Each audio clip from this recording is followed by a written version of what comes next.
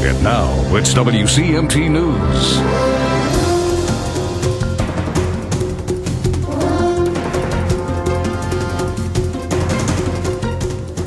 Hello everyone, here's the latest from the WCMT Newsroom. The Dresden police have charged 2 local men with animal abuse after an incident in which a 4-month-old St. Bernard puppy was killed.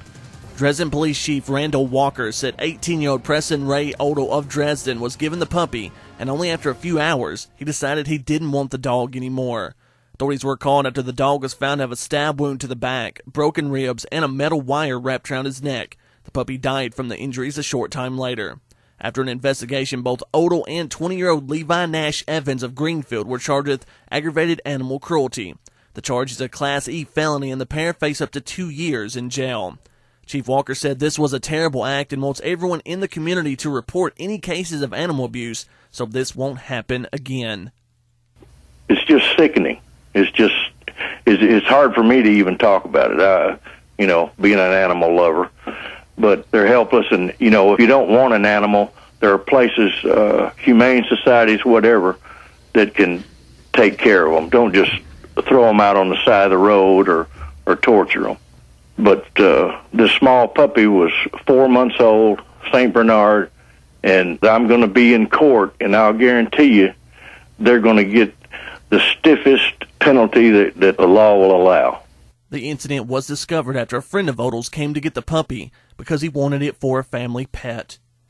The widely publicized case of animal abuse in Weakley County has reached its conclusion, with the 2 young men involved receiving a form of probation. 18-year-old Preston Ray Odell of Dresden and 20-year-old Levi Nash Evans of Greenfield were arrested and charged with aggravated animal cruelty after they admitted to stabbing and beating a 16-week-old St. Bernard puppy until it died. The pair pled guilty in the case and learned their sentence in front of Judge Bill Acree. The prosecution asked a spokesperson for the group that was formed, Justice for Puppy Doe, Lisa Oatsfall, to speak, and she urged Judge Acree to hand down the maximum sentence allowed to set an example for animal abuse cases. The charge is a Class E felony that covers a maximum sentence of 1 to 2 years in prison. Judge Acree said Class E felonies can have an alternative sentencing and gave both men 2 years of judicial diversion, which is a form of probation. Ms. Oswald spoke to WCMT News after the hearing and said she was disappointed with the verdict, but said her group will continue to bring the issue of animal abuse to the forefront in the area. No, I'm not completely happy, of course, with the verdict, with their sentence, and I think that they should have had some time in jail, 2 years. But I do hope that with all the attention that they've given this case, that it does deter them from ever doing anything like this again.